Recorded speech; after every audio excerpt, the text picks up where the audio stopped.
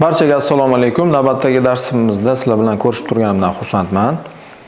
Bugungi mavzuyimiz, bugun biz sizlar bilan miya haqida gaplashamiz. Miyamizni asosiy xususiyatlari haqida gaplashamiz. O'ylaymanki, sizlar uchun juda qiziq bo'ladi. Qaysi funksiyalari?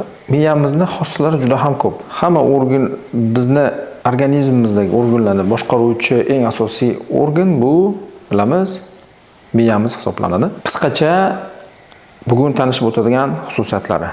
Eng kerakli xususiyatlarini ajratib olishga harakat qildim. Sizga qiziqroq ma'lumotlar berishga harakat qilaman. Birinchi eng kerakli xususiyatdan bittasi bu miyamizni idrok va analiz qilish xususiyati. Keyingisi qaror qabul qilish xususiyati, javob qaytarish xususiyati va xotiramiz. Bularning hammasini kognitivniy xususiyat deb aytiladi. Va yana eng kerakli bo'lgan xususiyatlardan bittasi bu miyani neyroplastiklik xossasi. Bu moslasha olish, adaptatsiya uchun xizmat qiladi. Bu haqida ham alohida tushuntirib beraman. Demak, idrok qilish va analiz qilish. Bizni miyamiz shartli ravishda aytaylik, ikki qismdan iborat. Ya'ni postloq qismi va postloq osti yadro qismlari. Idrok qilish nima degani? Idrok qilish bu atrof muhitni tanish, atrof muhitni qabul qilish va atrof muhitni his qilish degani. Idrok qilish. Nima orqali biz idrok qilamiz? Bizda sezgi organlarimiz bor. Ya'ni birlamchi signal sezgi organlarimiz bor. Birlamchi signal sistema deb aytiladi. Bu ko'z, quloq, ko'zimiz bilan ko'ramiz, quloqimiz bilan eshitamiz, tan bilish, og'iz, til, demak retseptorlar orqali va tanadagi retseptorlar orqali har xil fizik, kimyoviy ta'sirlarni sezish. Demak, idrok qilish bizni birinchi o'rinda birlamchi signal sistema orqali namoyon bo'ladi. Ya'ni birlamchi signal sistema asosiy ahamiyatga ega. Ya'ni bular birlamchi signal sistema hisoblanadi. Ko'zimiz orqali ko'ramiz va u ko'rish nervi orqali miyamizda postloq qavatiga yetib boradi. Bizda tasvir hosil bo'ladi. Quloqimizda nimadir ovozini eshitamiz. Bu eshitish nervi orqali miyamizning postloq qavatiga, markazlariga yetib boradi va eshitish hosil bo'ladi bizda. Ta'm sezamiz. U ham retseptor orqali postloq qavatiga boradi va qanaqa ta'mligini biz his qilamiz. Yoki tanamizdagi retseptorlar orqali sovuq narsani ushadik yoki issiq narsani ushab oldik. Retseptorlar orqali miyamizning postloq qavatiga boradi va unga mos ravishda biz yo'q sezamiz. Muzdagi narsa ushlab oldik, yo'q issiq, qaynoq narsa ushlab oldik deb. Ya'ni shu idrok qilish. Idrok qilingan ma'lumotlarni miya analiz ham qiladi. Bizga keldi bir ma'lumot, uni analiz qiladi. Misol sifatida aytaman, soddaroq bo'lish uchun. Ko'chada ketyapmiz biz. Hammani hayotida bir marta bo'lsa ham, demak, it quvlagan va qochganmiz. Qandaydir itni ovozini eshitdik. Va ovozdan shu narsa ma'lum bo'lyaptiki, bizga kattaroq it, ovozi yo'g'onroq va sizga yaqinroq masofasi. Ya'ni ketyapmiz ko'chada, bizdan boshqa hech kim yo'q. Va ovozni eshitdik. Bu quloqimiz orqali, eshitish nervi orqali miyamizga boradi. Eshitish markaziga boradi va uni miyamiz analiz qiladi. Bu bizga xavflimi, xavfsizmi? Eshitayotgan, demak, itning ovozini, demak, yo'g'onligi, sizga yaqin masofadan kelayotganligi, borgan sari yaqinlashayotganligini analiz qilib, miya qaror qabul qiladiki, demak, bu biz uchun xavfli. Nima qilish kerak desa, odam ozgina hushyor tortadi va qayerdan kelayotganligini qidirishni boshlaydi. Ya'ni idrok qildik, ovozni analiz qildi miyamiz uni, xavfli bu deb va rostdan xavfliligini miya qaror qabul qilgandan keyin, analiz qilgandan so'ng, demak, unga mos ravishda javob beradi. Ya'ni refleks ko'rinishida javob qaytaradi. Nima bo'ladi?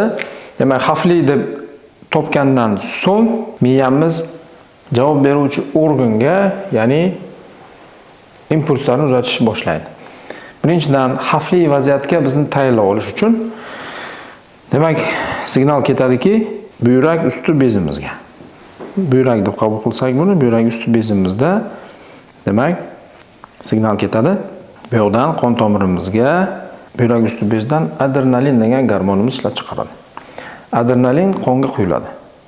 Va o'sha vaqtida bizni ekstremal vaziyatga organizmimiz tayyor bo'ladi. agar ana shu it oldimizga kelgan taqdirda ham yo ko'rishimiz bilan bizni qochishga, demak, tayyorlanadi. Xavfsizroq joyga qochish. Bu himoya refleksi hisoblanadi. Demak, javob sifatida bizga bu yerda neyrogumoral boshqaruv asosiy ahamiyatga ega. Adrenalin gormoni tushadi va bizni oyoq muskullarimiz, demak, tayyor qochishga. Organizm bor energiyasini bizni oyoq muskullarimizga qaratadi. Ya'ni o'sha vaqtda bir qanaqadir balandlik bo'lsa chiqib ketishimiz yoki it quvlagan vaqtida qochishimiz yoki o'zimizni xavfsiz joyga olishimiz uchun resurs tayyorlab beradi organizm. Bu javob reaksiya sifatida. Va aynan bu holatni xotiramiz o'ziga muhrlab oladi, eslab qoladi.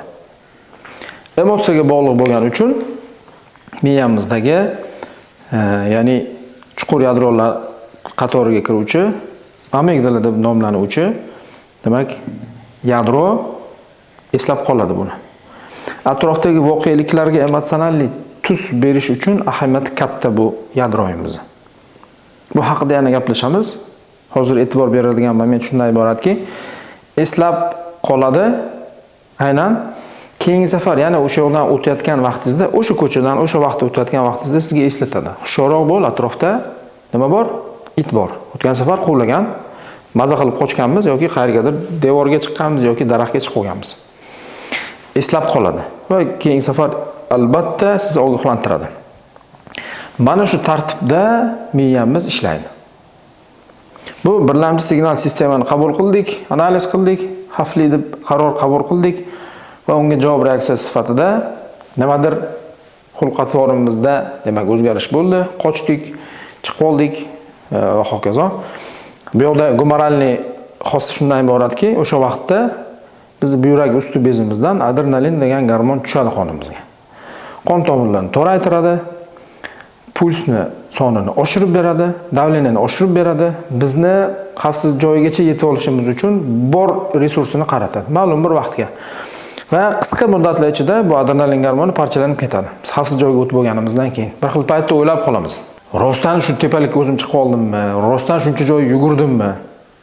Rostdan shu daraxtga o'zim chiqib oldimmi? Shu devorga o'zim chiqib oldimmi rostdan? Qanaqa qilib?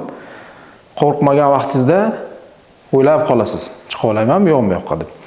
Ana shu kuchni beradigan narsa bu mana shu gormon bo'ladi, adrenalin gormoni. Yoki yana bitta misol. Biz bexosdan nimagadir tegib ketib qoldik, ya'ni bir issiq narsaga. Dazmolga tegib ketib qoldik yoki biz avval issiqligini bilmagan qaysidir predmetga tegdik-da, bunda tanamizdagi retseptor miyamizning po'stloq qavatiga markaziga yetib boradi, temperaturani sezish markaziga va buni analiz qiladi. Bu temperatura biz uchun xavfli, ya'ni kuyish mumkin bo'lgan temperatura. Organizm sirazi qaror qabul qildi, bu xavfli deb va javob reaksiyasi sifatida bizni qo'l muskullarimizga impuls boradi va biz u narsadan qo'limizni tortib olamiz. Bu sekundlar ichida bo'ladi. Ya'ni xavfli narsa deb tortib olamiz. Aynan shu predmetni, shu jarayonni miyamiz eslab qoladi keyin. Ya'ni xotirasiga muhrlab qoladi. Keyingi safar ana shu predmetning yoniga borgan vaqtimizda bizga eslatadi. Bu xavfli, ehtiyot bo'l deb. Biz harakatimizni qilamiz yoki hushyorligimizni oshiramiz. Mana shu ketma-ketlikda ishlaydi miyamizni. Demak, sekundlarning ichida bo'lishi nerv impulslari juda ham tez harakat qiladi. Neyromediatorlar orqali. Miyamizni neyromediatorlari haqida boshqa darslarda men to'liqroq yana tushuntirib beraman. Bu birlamchi signal sistema orqali kelayotgan bizi impulslarimizga miyaning javobi. Endi biz insonlarda boshqa jonzotlardan farqli ravishda bizda ikkilamchi signal sistema ham mavjud. Boshqa jonzotlarda birlamchi signal sistema ham bor. Bu hammaga tegishli, yer yuzidagi tirik mavjudot borki, hammaga tegishli birlamchi signal sistema. Ko'z bor, eshitadi, tanasi his qiladi, tan biladi. Lekin shu jonzotlardan ajralgan holatda insonning mukammalligiga ham shunga bog'liq. Bu Allohning yaratgan bir mo'jizaligimizdan bir darak. Bizda ikkilamchi signal sistema ham bor. Ikkilamchi signal sistemaga nima kiradi? Bu ikkilamchi signal sistemaga, demak, ikkilamchi signal sistemaga bu bizda rivojlangan nutq kiradi.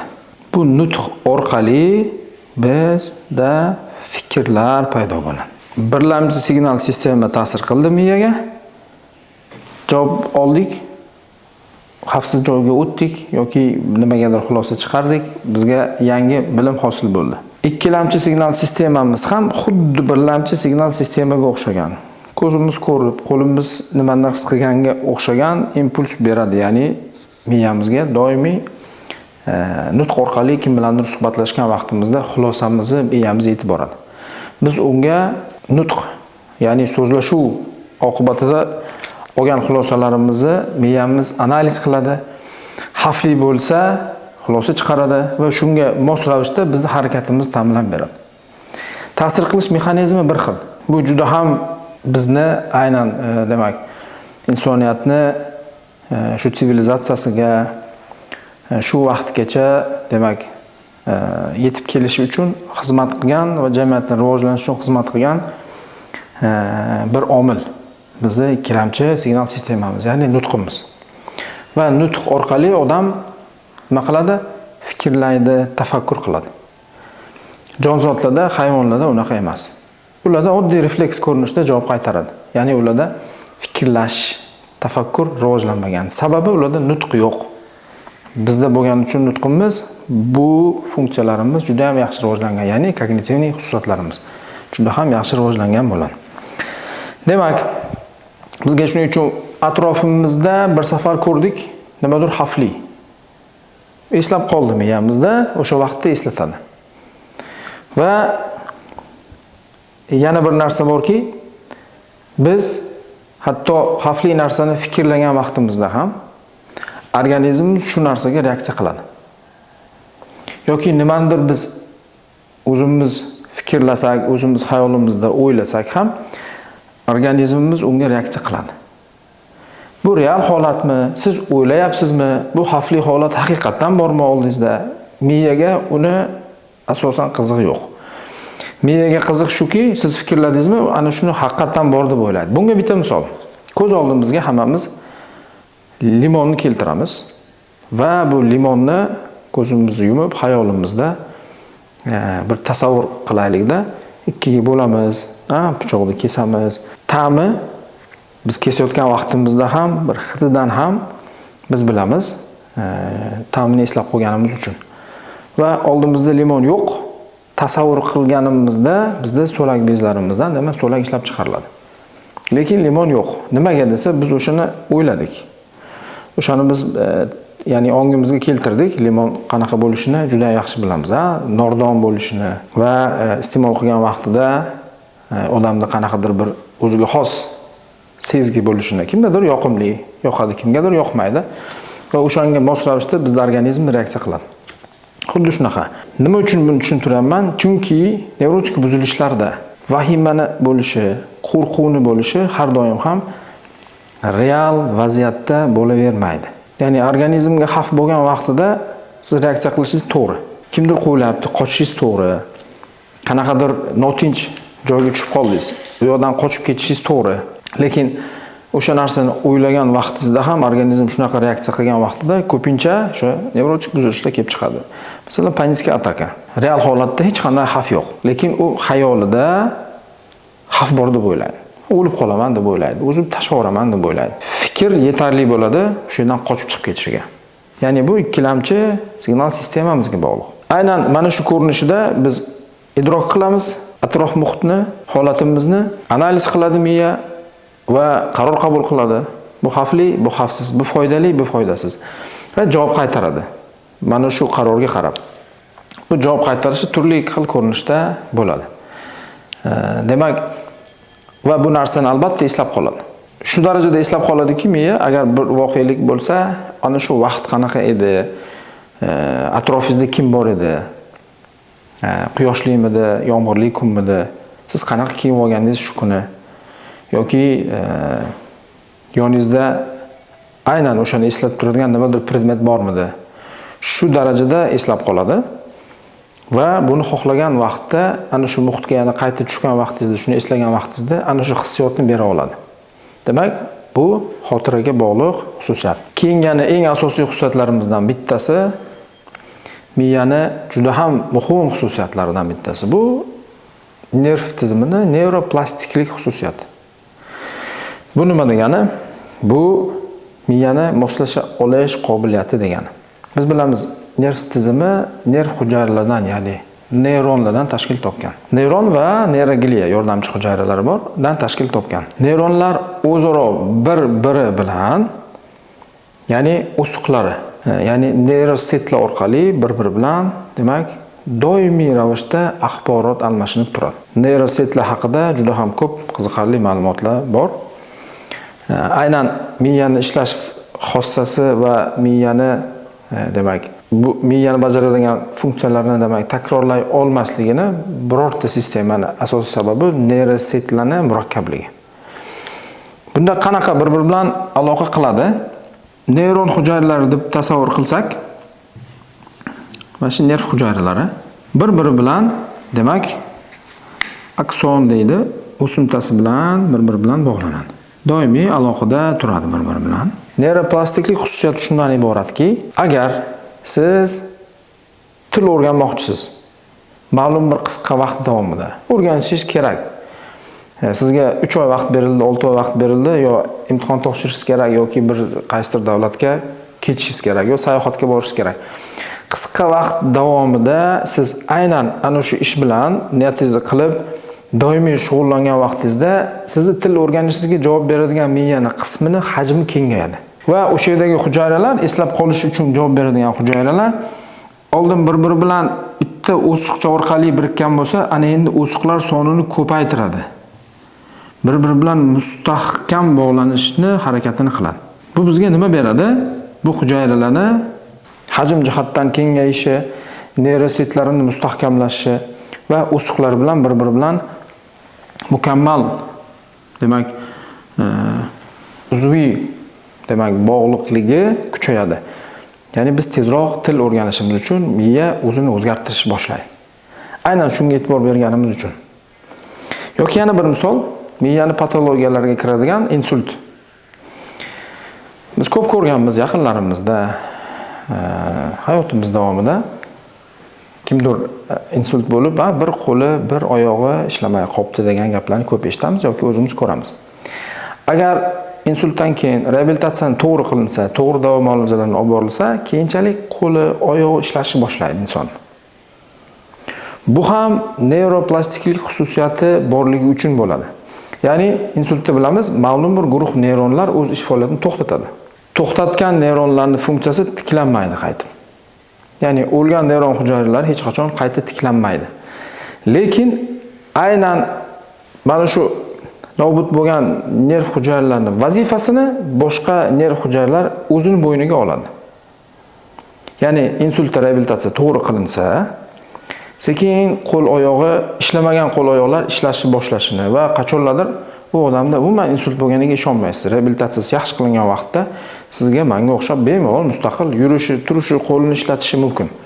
Ozgina slabib bo'lishi mumkin, to'g'ri, kuchsiz bo'lib qolishi mumkin avvalga nisbatan. Lekin imkon qadar neyrositlar hisobiga yangi nerv hujayralar o'lgan hujayraning ishini o'ziga, mas'uliyatini o'ziga olishni hisobiga qo'l oyoq ishlashni boshlaydi. Ya'ni bizni miyamiz moslashuvchan xususiyatga ega. Bu juda katta mo'jiza hisoblanadi. Shuning uchun aynan bizning sohada, psixoterapiya sohada ham agar shu nevroplastik xususiyati bo'lmaganda, miyani moslasha olish xususiyati bo'lmaganda, psixoterapiya sohasi ham bo'lmas edi. Sababi nevroplastiklik xususiyati borligi uchun psixoterapiya metodlari ishlaydi. Ya'ni nima degani bu? O'zini qo'rqitishga odatlantirib qo'ygan odamni ma'lum bir shartli refleks hosil bo'lib qoldi. Shartli reflekslar yig'ilib qanaqadir stereotipni hosil qildi. Aynan aytaylik, mana shu refleks hosil bo'ldi organizmda. Bu refleks odamda diskomfortlik chaqiryapti, ya'ni. Bu qo'rquv paydo bo'lib qoldi, vahima paydo bo'lib qoldi, fobiya paydo bo'lib qoldi. Mana shu ketma-ketlikda bitta shartli refleks hosil bo'ldi, ikkinchisi hosil bo'ldi, uchinchisi, to'rtinchisi, beshinchisi.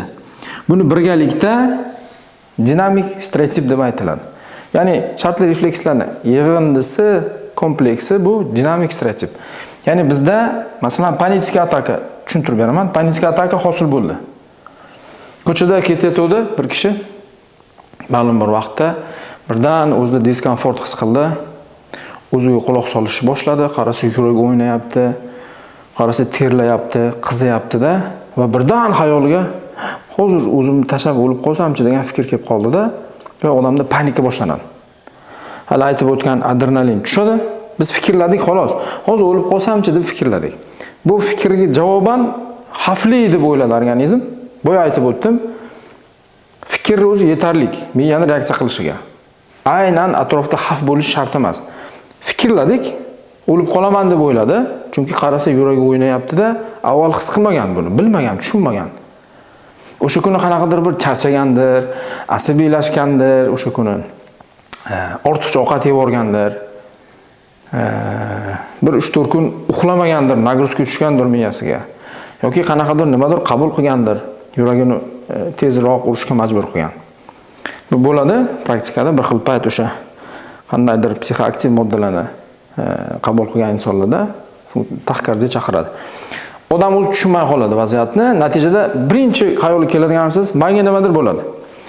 Natijada adrenalin tushadi, bizni qonimizga adrenalin gormoni tushadi va bizga bu vaziyat xavfli.